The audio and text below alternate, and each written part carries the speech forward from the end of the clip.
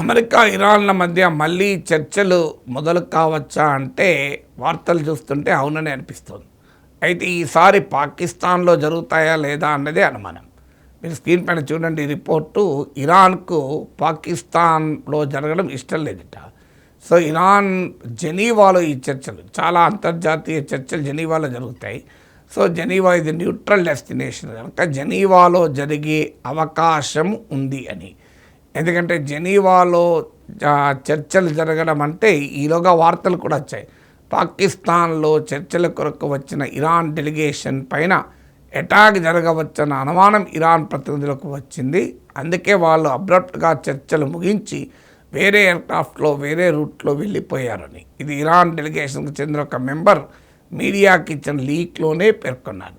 So మరి కారణాలు, అదే సమయంలో పాకిస్తాన్ పైన మొదటి నుంచి ఇరాన్కి అనుమానమే. నా చాలా వీడియోలో చెప్పాను, అమెరికా పప్పెట్గా మాత్రమే పాకిస్తాన్ పనిచేస్తుంది తప్ప ఎంపైర్గా న్యూట్రల్ ప్లేయర్ కాదు అని.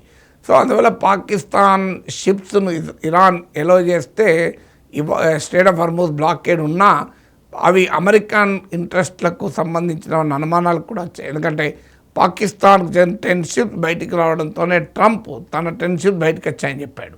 సో అందువల్ల మొదటి నుంచి కూడా ఇరాన్కు పాకిస్తాన్ పైన నమ్మకం లేదు. అందువల్ల ఇప్పుడు జెనీవాలో చర్చలు జరగవచ్చు అని అంటున్నారు. మరి చర్చలు జరుగుతాయా అంటే ట్రంప్ వైట్ హౌస్లో ఇచ్చిన స్టేట్మెంట్ ఏంటంటే మళ్ళీ సేమ్ స్టేట్మెంట్, నాతో కొంతమంది మాట్లాడారు, వాళ్ళు చాలా మంచోళ్ళు, చాలా ఆలోచన కలిగిన వాళ్ళు నాతో మాట్లాడారు అని చెప్తాడు. వాళ్ళు ఎవరో తెలియదు. ఈలోగా వైట్ హౌస్లో ట్రంప్ అడ్మినిస్ట్రేషన్లో మళ్ళీ చర్చల ఫ్రేమ్వర్క్ గురించి డిస్కస్ చేస్తున్నారు అని కూడా వార్తలు వచ్చాయి. ఇరాన్ మాత్రం మేము చర్చలకు సిద్ధం, యుద్ధానికి సిద్ధమని ప్రకటించింది. మేము చర్చలకు సిద్ధం కానీ షరతులు వర్తిస్తాయి. ఒక మ్యూచువల్ రెస్పెక్ట్ లేకుండా, మ్యూచువల్ ట్రస్ట్ లేకుండా చర్చల వల్ల ఫలితం లేదు. అంటే we're ready for talks, we're ready for peace, we're ready for war అని ఇరాన్ పేర్కొంది. అందువల్ల మీకు జేడీ వ్యాన్స్ కూడా చర్చలు జరగవు అని అనలే. కాల్పుల విరమణ ఉల్లంఘించబడుతుందని ఎవరు అమెరికా చెప్పలే, ఇరాన్ చెప్పలే. ఏప్రిల్ 21 వరకు సీజ్ఫైర్ ఉంది. అంటే ఇంకొక 1 వీక్ ఉంది. ఈ 1 వీక్లోగా చర్చలు జరగకపోతే, సీజ్ఫైర్ బ్రేక్ అయితే మళ్ళీ యుద్ధం మొదలు కావచ్చు. యుద్ధం ఎట్టి పరిస్థితుల్లో ట్రంప్కు ఆసక్తి లేదని అర్థమవుతుంది. ట్రంప్ ఏదో రకంగా ఈ వ్యవహారం నుంచి బయటపడాలి అని ఆలోచిస్తున్నాడు. అందుకే వార్ జరపకుండా ఎకనామిక్ వార్ మొదలుపెట్టాడు.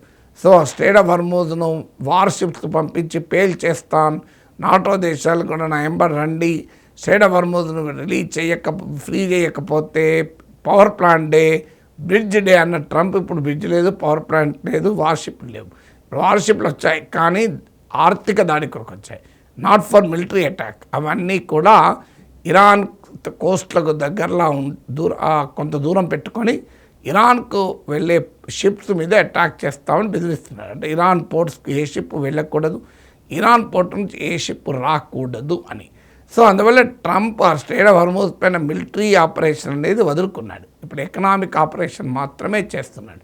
సో అందువల్ల ట్రంప్ ఏ రకంగానైనా ఈ యుద్ధం నుంచి బయటపడాలని కోరుకుంటున్నాడు కనుక సెకండ్ రౌండ్ ఆఫ్ టాక్స్ మొదలయ్యేటువంటి అవకాశమే కనబడుతుంది. ఎందుకంటే వైస్ ప్రెసిడెంట్ జేడీ వ్యాన్స్ ఇంటర్వ్యూలో కూడా we had substantial talks with Iran, that is good news, but we could not arrive at a deal, that is bad news అన్నాడు. అంటే ఒకవేళ ఎలాంటి ఒప్పందానికి అవకాశం లేని చర్చలు ఎంత జరిగినా అది గుడ్ న్యూస్ కాదు. ఎంతో కొంత ఒప్పందానికి దోహదం చేస్తేనే అది గుడ్ న్యూస్ అవుతుంది. సో మరి ట్రంప్ జేడీ వ్యాన్సే ఇరాన్తో జరిగిన విస్తృత చర్చలు గుడ్ న్యూస్ అన్నాడంటే దాని మీనింగ్ ఏంటి? సో ఇరాన్ కూడా అదే చెప్పింది, ఒక్క రోజులోనే ఇన్ని డిఫరెన్సెస్ క్లియర్ కావు అని కూడా చెప్పారు. సో అందువల్ల మోస్ట్ ప్రాబబ్లీ ఈ ఏప్రిల్ 21 సీజ్ఫైర్కి ముందే అమెరికా ఇరాన్ల మధ్య 2వ దఫా చర్చలు జరగచ్చు. అది పాకిస్తాన్లో కన్నా జెనీవాలో జరిగే అవకాశాన్ని కూడా కొట్టిపారేయలేము.